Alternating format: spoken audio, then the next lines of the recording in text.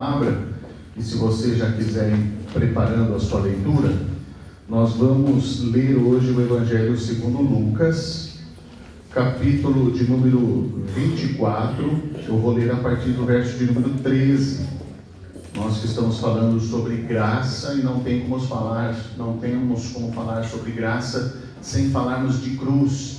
Então hoje nós vamos falar um pouquinho sobre a cruz de Cristo e quais os benefícios que a cruz nos traz, não somente numa perspectiva vindoura, ou seja, no futuro, mas como que nós podemos usufruir dos benefícios da cruz já nesse momento.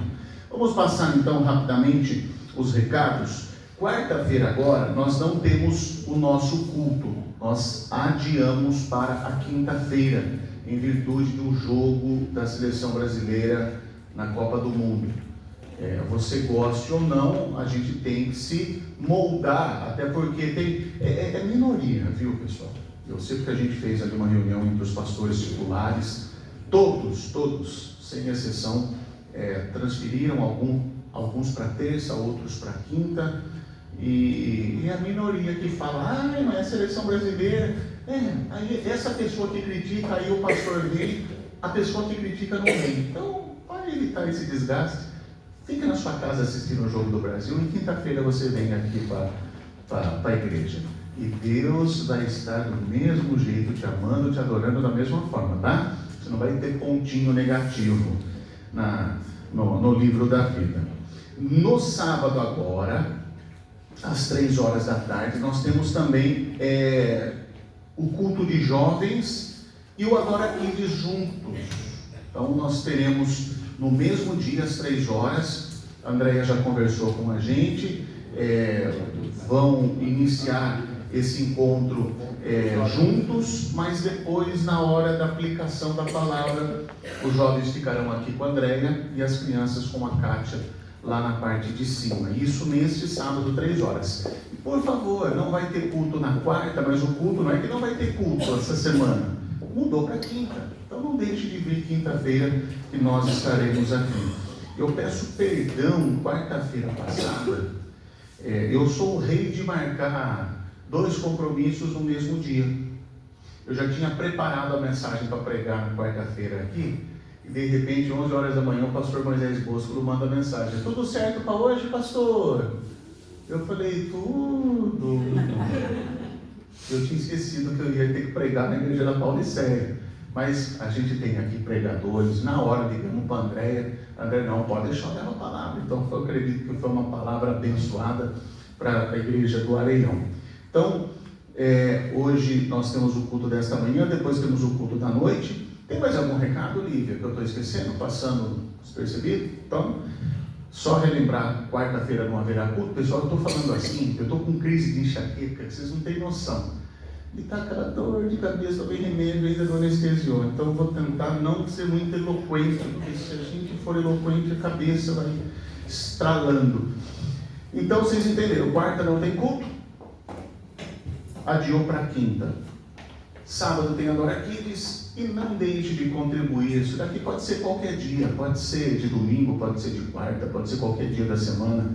A mesa do amor necessita de alimentos para a composição de cestas básicas que abençoará famílias. É muito importante também nesta época, nós também ajudarmos nós não temos efetivamente uma campanha do agasalho, mas se você tiver ali na sua casa roupas que estejam em bom estado, não serve mais para você não gosta mais dessa roupa, mas que esteja em bom estado, não vai trazer aqui roupa rasgada, né?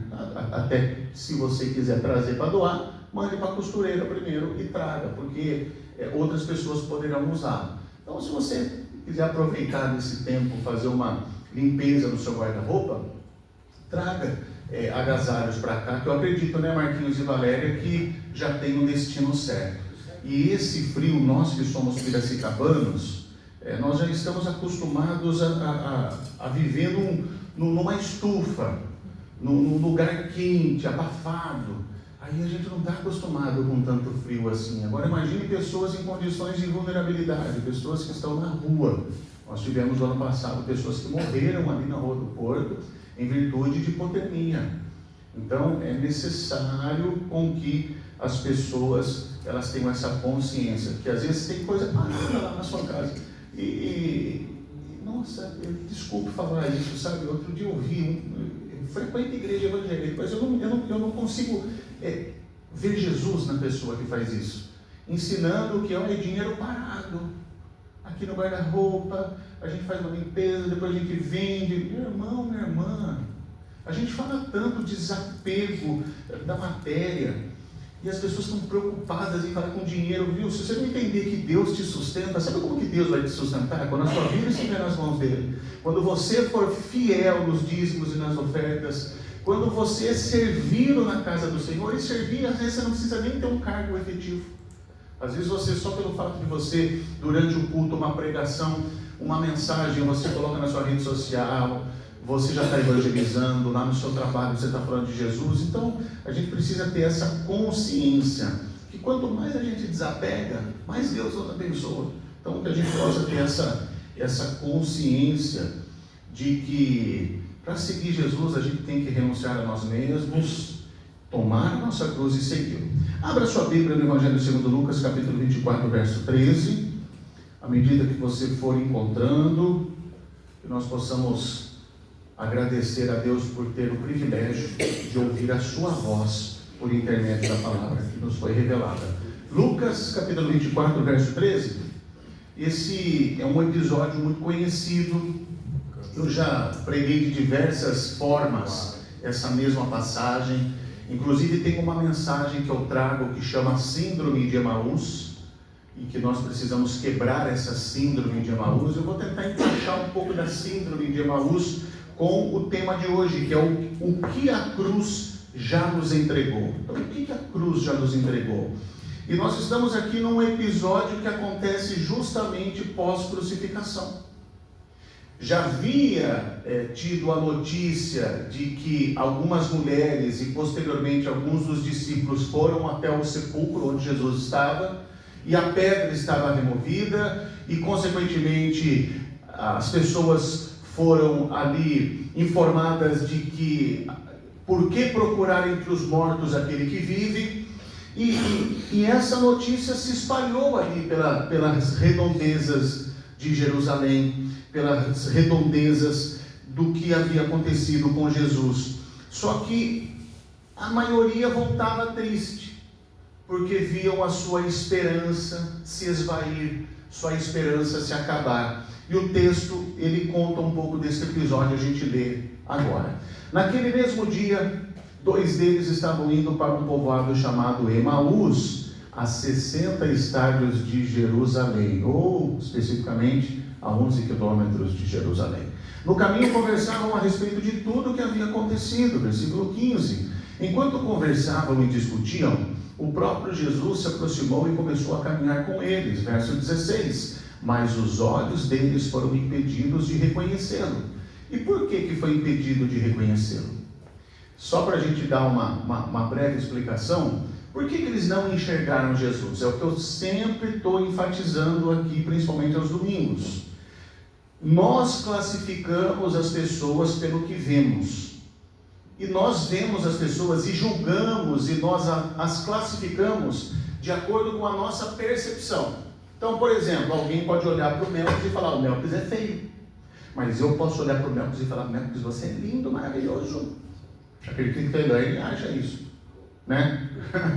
Enfim, nós classificamos entre alto, baixo, gordo, magro, porque nós vamos adjetivando de acordo com as nossas percepções, de acordo com as nossas preferências, mas Deus não nos vê assim. E na eternidade não vai ter isso. Eu vou olhar para o Pedro lá na glória, lá, Pedro, mas não cresceu ainda, Pedro, continua baixinho, Pedro, mas pelo menos é maior do que o Marquinhos, né? Então, não vai acontecer isso na glória, viu, Pedro? Não vai acontecer. Por quê? Porque tudo vai estar em perfeição. Isso foge da nossa compreensão humana. Por mais que a gente tente racionalizar isso, nós nunca vamos conseguir entender. Isso é mistério da fé. E os discípulos de Jesus não o reconhecem porque Jesus havia ressuscitado. Então, olha só, vamos seguir aqui, versículo 17. Ele lhes perguntou: sobre o que vocês estão discutindo enquanto caminham? Eles pararam com o rosto entristecido. Versículo 18. Um deles, chamado Cleopas, perguntou-lhe: você é o único visitante em Jerusalém que não sabe das coisas que ali aconteceram nesses dias? Eu acho interessante aqui a ironia de Jesus, né? Pode colocar no versículo 19, quando ele diz: que coisas? Perguntou. O que aconteceu com Jesus de Nazaré? Responderam: ele era um profeta, poderoso em palavras e em obras diante de Deus e de todo o povo. Versículo 20. Os chefes dos sacerdotes e as nossas autoridades o entregaram para ser condenado à morte e crucificaram. Versículo 21. Contudo, esperávamos que era ele quem traria a redenção a Israel. Hoje é o terceiro dia desde que tudo isso aconteceu. Versículo 22. Algumas das mulheres entre nós nos deram um susto hoje. Foram de manhã bem cedo ao sepulcro. Versículo 23. E não acharam o corpo dele. Elas voltaram e nos contaram ter tido uma visão de anjos. E esses disseram que ele está vivo. Pai, fala conosco nesta manhã, em nome de Jesus. Amém. Entenda algo, como nós falamos nessa introdução, o que a cruz já nos entregou? Quais são as implicações da cruz para a nossa vida hoje? Então, eu preciso entender que a cruz não é apenas a garantia do céu futuro, que é o que nós temos de informação, de promessa, de que ao sermos alcançados pela graça, nós somos salvos e, consequentemente, nós, ao passarmos por esse processo natural chamado morte, a morte não vai mais nos impedir. Mas Jesus venceu a morte, é por isso que nós em Cristo Jesus somos mais que vencedores, porque o caminho foi aberto. Então, nós podemos passar pela morte física, mas vai ser uma passagem para a eternidade. Então, nós temos esta percepção de que a cruz, ela é a garantia do céu futuro, mas não é somente isso. A cruz também é a fonte das bênçãos que sustentam a vida do crente hoje. Porque se eu não tiver esta consciência, por mais que eu tenha esta percepção de que tudo é na glória, tudo é no mundo vindouro, ainda assim, por que eu vou me tornar um discípulo de Jesus? Simplesmente por simpatia a uma mensagem? Claro que não, é porque ela já influencia as nossas vidas, ela influencia as nossas decisões, ela influencia as nossas companhias, ela influencia a maneira que nós percebemos o mundo.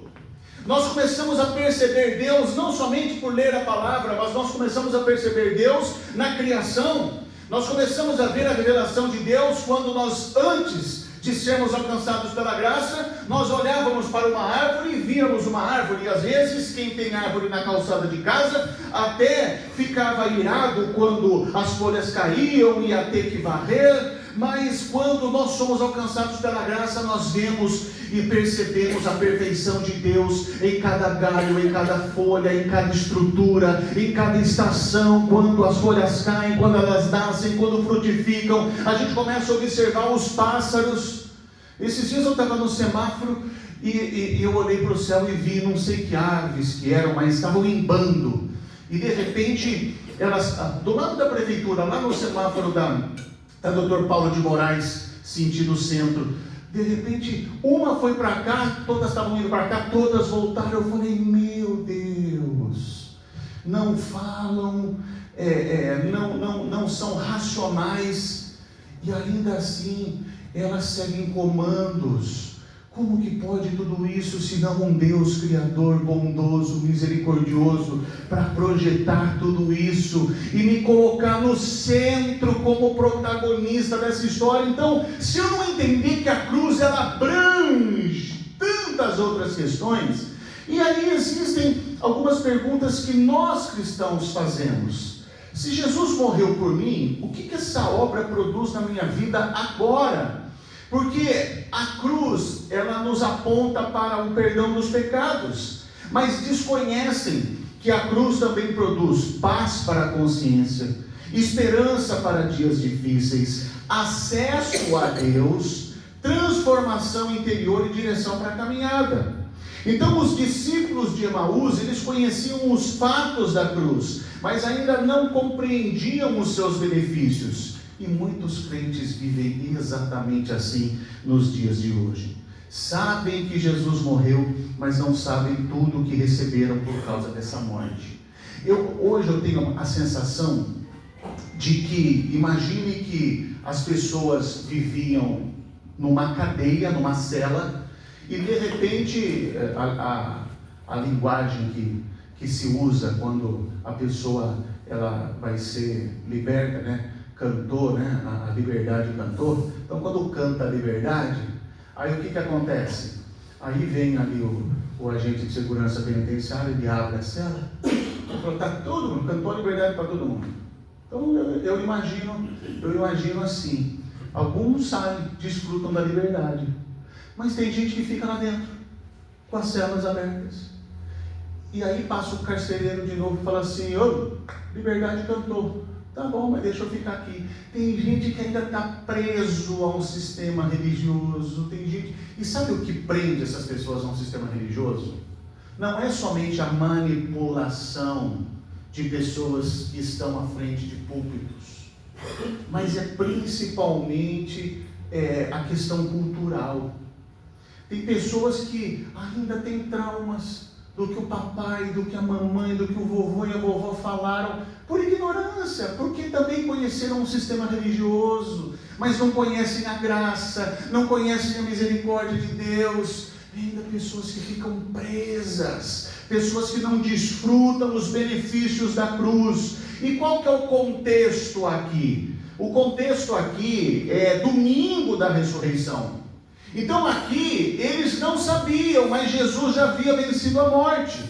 E esses dois discípulos, e um deles chamado Cleópas, eles estão a caminho de Emaús, 11 quilômetros distante de Jerusalém. Eles estão de que forma? Eles estão decepcionados.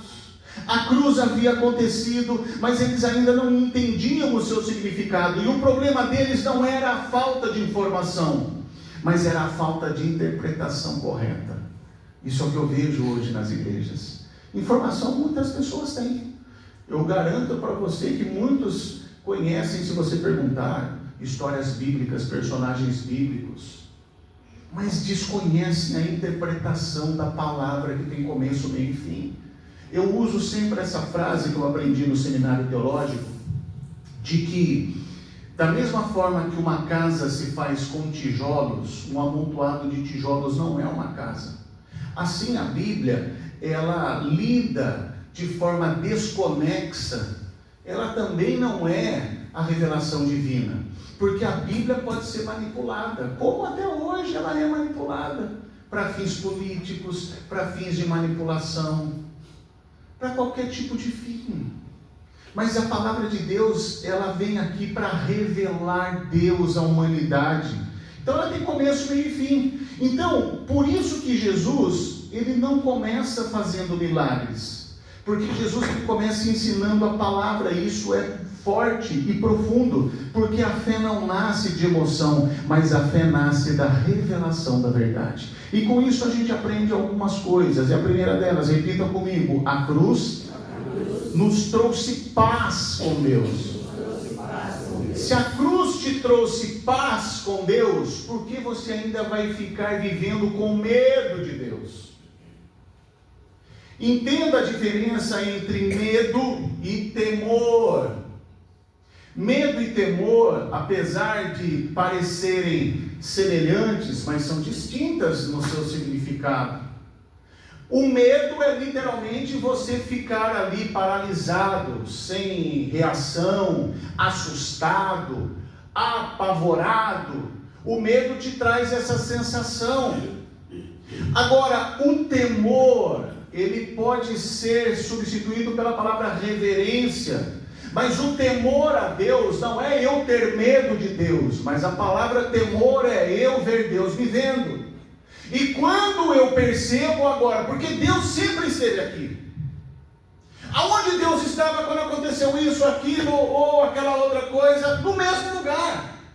Se eu não entender e não encarnar a informação de que eu vivo num mundo desconectado de Deus. Há pessoas que se restabeleceram a conexão com Deus em virtude da graça. Mas o mundo jaz no maligno, o mundo está caído. Então, Deus, Ele respeita, porque essa foi a escolha do homem no jardim do Éden. E quem nasce e não é alcançado pela graça, ainda vive em trevas, ainda vive em escuridão, ainda por mais que diz acreditar em Deus, mas a imagem de Deus ainda é distorcida, é um Deus subjetivo, é um Deus em que as pessoas começam a criar, e isso se transforma em ídolo, porque o que vem à sua compreensão, que não é o Deus verdadeiro, ele se torna um ídolo. E há muita gente, inclusive dentro de igrejas evangélicas, que dizem servir a Deus, mas servem nos seus ídolos, criados por si próprios, pelos seus pensamentos, pela sua percepção. Mas a Bíblia fala outra coisa. Deus nos trouxe paz através da cruz. E qual que é a paz? De que não há mais inimizade. O versículo 21, olha só, capítulo 24, versículo 21. Ora, nós esperávamos que era Ele quem traria a redenção de Israel. Hoje é o terceiro dia desde que tudo isso aconteceu. Eles achavam que a redenção seria política. Jesus, ele veio para trazer algo infinitamente maior, a reconciliação com Deus. E Paulo vai explicar isso lá em Romanos, capítulo 5, verso 1, quando ele diz: justificados pela fé, temos paz com Deus, pelo nosso Senhor Jesus Cristo. Então, a palavra grega eirene não significa apenas tranquilidade emocional, mas significa fim da guerra, de que a guerra está acabada. A cruz encerrou a inimizade entre Deus e o pecador, então não existe mais condenação para quem está em Cristo Jesus. Pastor, o que isso significa? Que o cristão ainda luta contra problemas, mas a luta não é mais contra Deus, é contra problemas. A maior batalha já foi vencida quando Cristo disse que está consumado, ou seja, a dívida foi paga, a sentença foi cancelada e a reconciliação foi restabelecida. E quando eu encarno isso vai produzir um segundo ponto de informação. Diga assim: a cruz nos trouxe uma nova leitura da vida. Olha o versículo 27. Lucas 24, 27. Diz assim, ó: então, começando por Moisés e por todos os profetas, explicou-lhes o que constava a respeito dele em todas as escrituras. Eu acho interessante quando as pessoas, elas não conhecem e querem falar algo que não tem conhecimento. O nome disso é ignorância, mas as pessoas falam com tanta convicção que elas acreditam no que elas estão falando. E é normal as pessoas quererem começar a se inteirar com as coisas de Deus. Aí ela vai começar a ler a Bíblia, daí ela lê no Antigo Testamento, daí ela vê: nossa, mas Deus matava no Antigo Testamento. Aí no Novo Testamento você vê Deus através de Jesus, bonzinho, misericordioso. O que acontece? Deus, ele se converteu no Antigo Testamento, aceitou Jesus e virou bonzinho? Entenda algo, a revelação bíblica nos ensina: o Antigo Testamento, o homem ainda está inimigo de Deus, a culpa ainda estava sobre o homem. O homem ainda vivia na condenação. Jesus, ele vem para isso. Então a ira de Deus estava sobre a terra. Quando Jesus veio, acabou a ira de Deus. Deus não vai mais matar ninguém. Deus não vai mais fazer mais nada, porque já está cumprido. E a gente precisa ter esse entendimento. O Deus do Antigo Testamento é o mesmo Deus, mas é um Deus... isso que é triste. Quem faltou no curso de quinta-feira que nós ministramos aqui algumas semanas atrás, a gente falou muito sobre isso. Então fica claro na cabeça. Então Jesus, ele mostra que o sofrimento fazia parte do plano de Deus, e eles interpretavam suas dores como fracasso, e Deus interpretava como propósito. Então o verbo utilizado indica explicação detalhada, e Jesus, ele faz o quê? Ele faz uma exposição de todos os textos do Antigo Testamento. Ele mostra que toda a Escritura apontava para ele. Por isso que algumas pessoas, eu lembro uma vez, olha só, é triste, principalmente quando você ouve pastor que está tempo na igreja. E eu lembro que a gente estava falando sobre estudar, ler livros. E eu leio uns livros assim, eu gosto de umas coisas bem diferentes, né? E aí a gente começou a falar, daí teve um pastor que virou assim, ele falou assim: a letra mata, mas o espírito vivifica. Cuidado ficar estudando muito.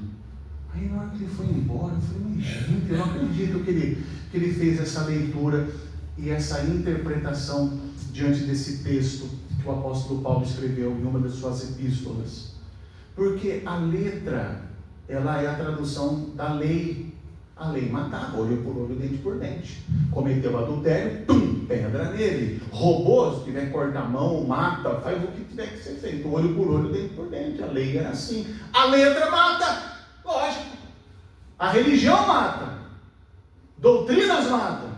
Se não mata, literalmente, fisicamente falando, mata espiritualmente. Quantas pessoas hoje que você conhece que não frequentam igrejas e não querem entrar em igrejas porque foram decepcionados por igrejas? Com pessoas que se apropriaram da igreja de Cristo, usurparam o direito. Tem pessoas que simplesmente chegaram assim e falaram: sai fora, Jesus! Tum! E usurparam a igreja.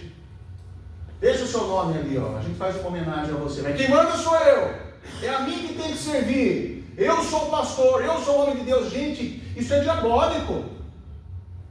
Isso é diabólico. Pessoas, quem que quis a fama acima de Deus? Quem quis luz, holofote para si, senão Lúcifer, senão o diabo? E tem pessoas que brincam de ser homens de Deus em cima de altares. E a cruz não fala sobre nada disso. A letra sim. A religião mata, a lei mata, mas o Espírito vivifica. Então, a gente precisa entender que toda a Escritura aponta para Jesus. Sempre aponta para Jesus. Por isso que eu sempre oriento: quer ler a Bíblia? Quer conhecer um pouco? É bom ler a Bíblia. Comece pelo Novo Testamento, comece pelos 4 Evangelhos. Depois vai para Atos dos Apóstolos. Depois comece a ler as epístolas. Algumas ali de Paulo. Depois você vai ter ali epístolas, cartas escritas por Pedro, por João, por Judas, não Iscariotes, né? E aí, você depois deixa o Apocalipse quietinho, que é outro livro também que mexe muito com a cabeça das pessoas, muita representação figurativa. Depois vai para o Antigo Testamento.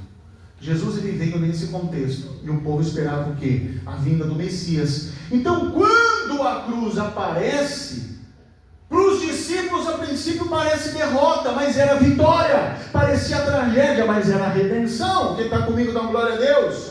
Então, o que isso significa? Que muitas vezes olhamos para a nossa vida da mesma forma. São perdas, lutas, enfermidades, portas fechadas, e nós às vezes concluímos de maneira precipitada: Deus me abandonou. Mas a cruz nos ensina que Deus trabalha justamente onde parece que tudo acabou. Sabe por quê? Para ele falar: não foi pela sua força, não foi pelo seu mérito, mas foi porque eu sou Deus, eu estou no controle de todas as coisas.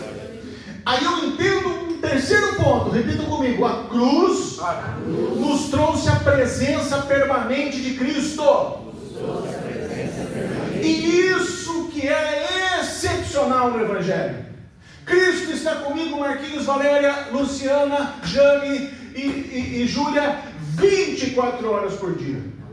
24 horas por dia. Versículo 15: o próprio Jesus se aproximou e iam com eles tristes, voltando. Então eles não percebiam, mas Jesus já estava ao lado deles. E Lucas destaca a iniciativa de Cristo. Não são os discípulos que encontram Jesus, mas Jesus encontra os discípulos. Ou seja, a graça sempre toma a iniciativa. Isso é evangelho. A graça é quem toma a iniciativa. Então, quantas vezes fazemos a mesma coisa? Pensamos: eu estou sozinho, mas Cristo está caminhando conosco. Ele estava presente na estrada. Jesus estava presente na tristeza. Jesus estava presente na dúvida. Jesus estava presente na decepção daqueles discípulos. E ainda assim, eles tendo todos esses sentimentos, Jesus ainda estava com eles. E isso é poderoso, porque isso é promessa de cruz. Evangelho segundo Mateus 28:20 diz: e eis que estou convosco todos os dias.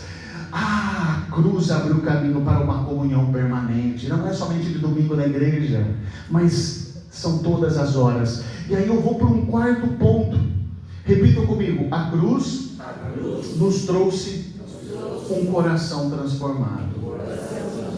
Versículo 32.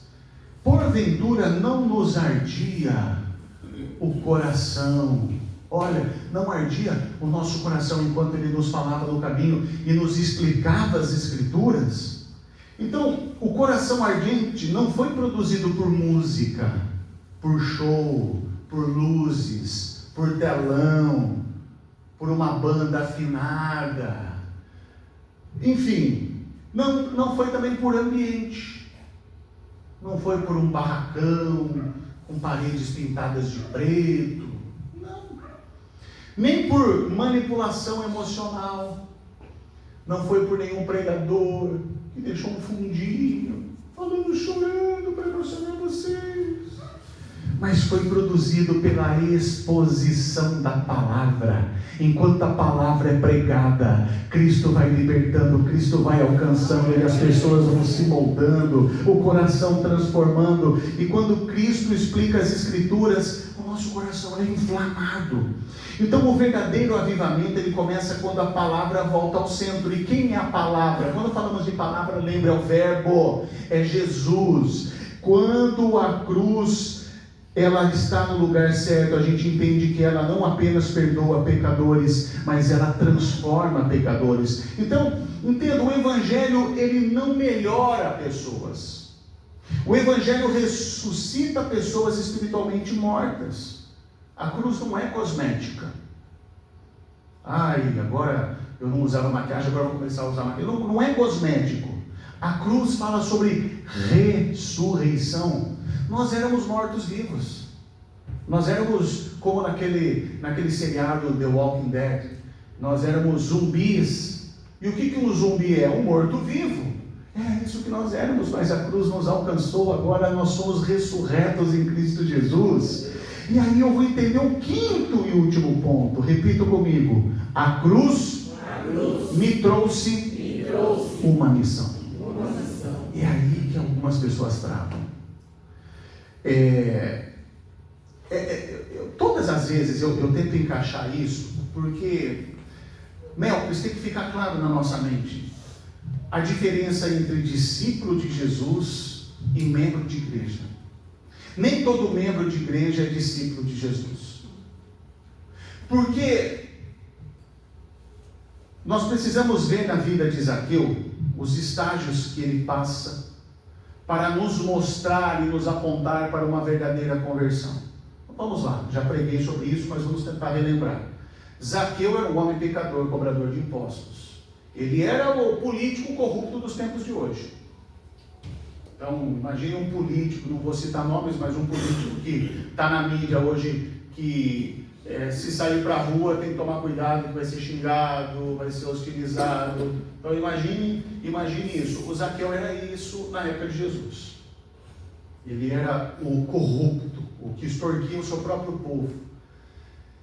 E quando Zaqueu ele começa a ouvir sobre a fama de Jesus, e que Jesus vai passar próximo de onde ele estava, ele fica no momento em que nós chamamos de observação. Então, ele vai até uma árvore, ele sobe e fica observando. Então, no momento em que ele está observando, ele percebe Jesus. Então, da observação, ele vai para a percepção. E qual é a percepção? Que ele está olhando para Jesus, mas ele percebe que Jesus já estava olhando para ele há muito tempo. Olha que forte isso. A graça nos alcança. Deus, Luciana, Deus, Melquis, Lilian, Leandro, todo o tempo, Cleiton, Ele está olhando para nós. Só que lembra que eu falei de temor, eu vendo Deus me vendo? As pessoas não percebem a presença de Deus. Mas quando você começa a perceber Deus, e aqui nós temos Zaqueu, a representação de alguém que está observando e de repente quando ele começa a observar ele percebe que a troca de olhares. Sabe quando você está às vezes num lugar, você conhece a pessoa, mas você não sabe se é, daí você olha, aí daqui a pouco você disfarça, daí daqui a pouco você vai virar, você vê que a pessoa está olhando para você, opa, aí olhou, aí não tem como, né? Aí você tem que, aí você não lembra se é Marcos ou Marcelo, eu tenho essa tática, que eu não sei se é o Wilson ou Winston, solta uma dessa. Você faz isso também, Cleiton? Eu sou o rei de fazer isso. Não sabe se é Cleiton ou se é Cláudio. E naquele momento, os olhares de Zaqueu e de Jesus se cruzam. E Zaqueu percebe que Jesus já estava olhando para ele. Terceiro estágio, qual que é? É o encontro. Porque depois eles se encontram. O quarto estágio é a comunhão, é o tempo de mesa, porque Jesus vai até a casa de Zaqueu, janta com Zaqueu, e muitos param por aí. Mas o quinto, que caracteriza de uma vez por todas uma conversão genuína, Mara e Pedro, Ruth e Terezinha, Samuelzinho, sabe o que é? O que Zaqueu faz por último, porque depois que ele termina de jantar, o texto não mostrou se ele ofereceu uma sobremesa, um petit gâteau, um cafezinho, um creme de cassis com papaya. Oh, que delícia, não? Sim ou não? Creme de papaya com cassis, né? É bom ou não é? É bom. Vocês não gostam? Chico balanceado. Meu Deus, quem que gosta desse doce? Só o pastor. Ninguém sabe, mas o pastor, o pessoal que já está comigo há algum tempo sabe. Qual que é a comida preferida do pastor? Muito bem, nota 10. E a sobremesa? Falei agora, hein? Chico balanceado. Ninguém conhece o Chico balanceado? Gente, é uma delícia. É um docinho com creme e calda de açúcar derretido e aquela camadinha de suspiro por cima. Gente, é muito bom. Procure na internet Chico balanceado, faça ali na sua casa, aí você reserva um potinho para trazer para o pastor. Brincadeira, viu? Jesus, depois que termina de jantar, Zaqueu não fala, quer uma sobremesinha? Não! Aonde que ele vai? Ele leva Jesus para o quarto e fala assim, ó, tá vendo isso daqui, ó? É toda a riqueza que eu extorqui dos outros. E eu vou devolver 7 vezes mais a quem eu causei dano. Sabe o que é isso? Entrega. O último estágio de uma conversão genuína é entrega. E o que a entrega implica? A gente ter consciência da nossa missão. A cruz nos trouxe uma missão. Os mesmos homens que caminhavam abatidos, agora eles correm para anunciar. Olha o versículo 33, que nós estamos já no final do texto. Põe no versículo 32. Olha só. Então perguntaram um ao outro, não ardia o nosso coração enquanto ele nos falava no caminho e nos explicava as escrituras? Olha o versículo 33, imediatamente levantaram-se e voltaram para Jerusalém. Ali encontraram os 11 e os que estavam com eles reunidos. Versículo 34, que diziam, é verdade, o Senhor ressuscitou, apareceu a Simão. Ou seja, observe que eles estavam voltando para a velha mania vazia de viver a sua vida insignificante, mas naquele momento, quando eles percebem a presença de Jesus e que a cruz não o parou, mas que ele venceu a morte, que ele ressuscitou e estava ali naquele dia anunciando, trazendo a informação sobre ele, aqueles discípulos são cheios e eles voltam.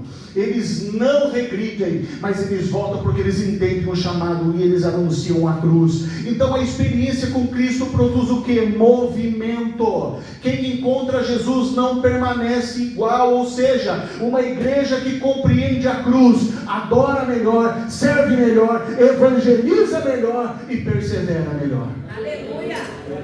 A cruz não foi dada para ser admirada, ela foi dada para ser proclamada. A cruz não foi dada para ser admirada. Não tem problema, tá, pessoal? Tem gente que vai sair daqui, ai, não posso usar o meu colarzinho, pode, brinquinho, a cruz, não tem problema. Eu morro de vontade quando a gente reformar aqui, tem uma cruz, eu acho importante, que é o símbolo, né, do cristão. Então a cruz, ela tem que ser proclamada. Então, para terminar, naquela estrada havia no início 2 homens tristes. Repita comigo: homens tristes. Mas quando a caminhada começou, eles estavam como? Confusos, frustrados e sem esperança. Mas quando eles terminam a caminhada, porque Jesus os encontra no meio do caminho, eles terminam com paz, entendimento, comunhão e propósito. Aí eu faço a pergunta: o que mudou na vida deles? O que mudou foi o encontro com Cristo. E eles compreenderam o significado da cruz. Então, só para a gente poder entender o que a cruz já nos entregou. A cruz já nos entregou paz com Deus. Você tem paz com Deus. E não é isso que a gente dá para as pessoas? Quando as pessoas, nós que somos quadrangulares, temos a nossa identidade. É interessante, quando a gente vai orar no monte, a gente percebe as denominações de acordo com a maneira que as pessoas nos saúdam, né? Então, você vê, por exemplo, Pai Senhor, irmão, Paz Senhor, irmão. Aí é assembleiano, né? É assembleiano. Aí você vê a pessoa que chega, paz Deus. Isso é da congregação, né? Paz Deus. Aí tem o que você fala, paz, paz nada é guerra. Esse cara é universal. Né? Os caras nunca estão em paz, né? É guerra, é sempre guerra, né? Eu vou amarrar a boca do leão, né? Canta até as musiquinhas lá. Mas aí você vê, às vezes, denominações independentes, Igreja Batista, Graça e Paz. E quadrangular? A paz. Quadrangular é a patrícia, quadrangular, a paz. Então, olha só, paz com Deus. E a paz é a tradução da palavra shalom. Paz e prosperidade para tudo e para todos. Essa é a definição da palavra shalom. Então, quando nós desejamos a paz, é porque nós recebemos a paz. Eu só dou algo que eu tenho, algo que eu já recebi. Eu tenho paz em Deus, e é por isso que eu te dou a paz. Então, além da paz com Deus, o que a cruz nos entregou? A presença de Cristo, esperança para os dias difíceis, transformação interior, propósito para viver. Então a pergunta de hoje não é o que falta Deus fazer por mim. A pergunta que eu tenho que fazer hoje: estou desfrutando daquilo que Cristo já conquistou para mim na cruz? Já está desfrutando já daquilo que Deus te trouxe? Então, a cruz não é apenas a porta de entrada para a eternidade, mas ela é a fonte de tudo que precisamos para viver com Deus aqui e agora.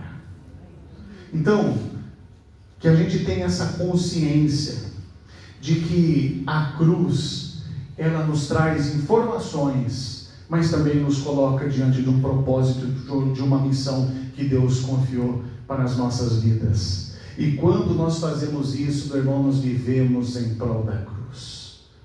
É a mesma coisa que uma empresa. Quando você representa uma empresa, você veste um uniforme, você vende a ideia da empresa, e é interessante que no final do mês você é recompensado por essa empresa por fazer esse serviço. Mas nós servimos a cruz da mesma forma.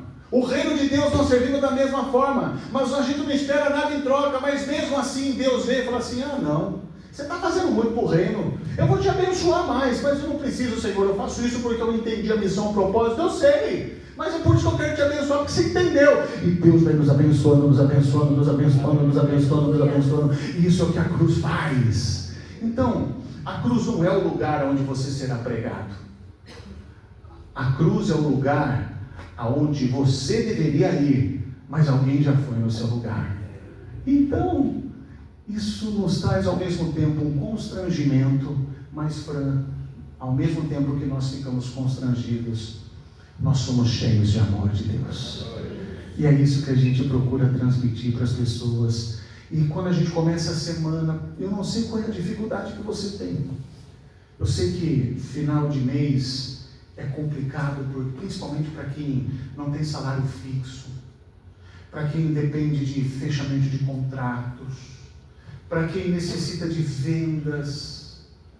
E talvez a gente chegue nessa reta final de junho, e algumas pessoas não sabem, mas nós não precisamos ficar preocupados, porque se nós servimos a Deus, não é que a gente vai desleixar, mas a gente faz a nossa parte, mas a gente sabe que a última palavra, sabe de quem que é, Andréia? A última palavra é de Deus. Deus, Ele está conosco em todos os momentos, inclusive nos dias difíceis. E aconteça o que acontecer essa semana, você não estará sozinho, porque Jesus estará com você. Em cada momento Jesus estará com você. E quando a gente percebe isso nos traz paz e tranquilidade. Então eu quero orar por você, para que nesta semana você tenha uma semana em que Deus ele vai a todo momento, como aqueles 2 discípulos que estavam voltando com essa síndrome. O que é a síndrome de Emaús? É aqueles que desistem, aqueles que desanimam. Jesus já havia falado tudo o que ia acontecer, mas quando eles percebem a presença de Jesus, tudo muda. Então, talvez essa semana você tenha dificuldades em algumas questões, mas eu queria que você se atentasse, que mesmo em meio a elas, você não estará sozinho. Jesus estará com você. E Jesus, ele vai te instruir a você ter fortaleza, a você ter paz, tranquilidade, porque Ele está no controle de tudo. Nossa vida está em suas mãos. Vamos orar. Santo Deus e amado Pai, em nome de Jesus, nós te agradecemos por essa manhã abençoada. Chegamos aqui com aquele frio de temperatura, mas agora com o nosso coração acalentado, aquecido, e tudo isso porque o Teu Espírito Santo vai fazendo conosco. Então nós não sabemos, meu Pai, o que teremos, quais são os obstáculos que poderão surgir ao longo do mês de junho, nesta última semana, mas nós te pedimos, Pai, que assim como aqueles 2 discípulos, que quando o Senhor chegou, eles não reconheceram, que isso não aconteça, mas que o Senhor nos dê o entendimento e a percepção de entender que o Senhor estará conosco em todas as circunstâncias, em todos os momentos, nos fortalecendo, nos direcionando, nos capacitando para a honra e glória do Teu santo nome. Que venha a ser uma semana de portas abertas para cada homem, cada mulher, cada pessoa aqui representada, e que este domingo, meu Pai, venha a ser aquele momento em que a Tua palavra foi produzida, foi ali, meu Pai, semeada em nosso coração, e que nós possamos ver os frutos desta mensagem ao longo desta semana. Assim nós cedamos essa oração em nome do Pai, do Filho e do Espírito Santo, em nome de Jesus. Se você crer, dá uma glória a Deus e aplauda bem forte o nome do Senhor.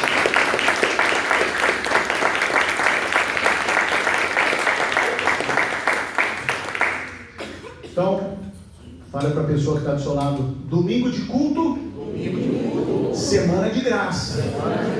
Agora fala: domingo sem culto, semana sem graça. Mas vocês vão ter uma semana mais do que agraciada. Que o Senhor nos leve de volta para os nossos lares, longe do assalto, longe do acidente, longe de todo tipo de mal. Levante a mão direita para o alto, com o amor de Deus o Pai, que a graça salvadora do Filho, que a doce comunhão e consolação do Espírito Santo esteja no coração de cada um de vocês. Deus abençoe a todos e até mais em nome de Jesus.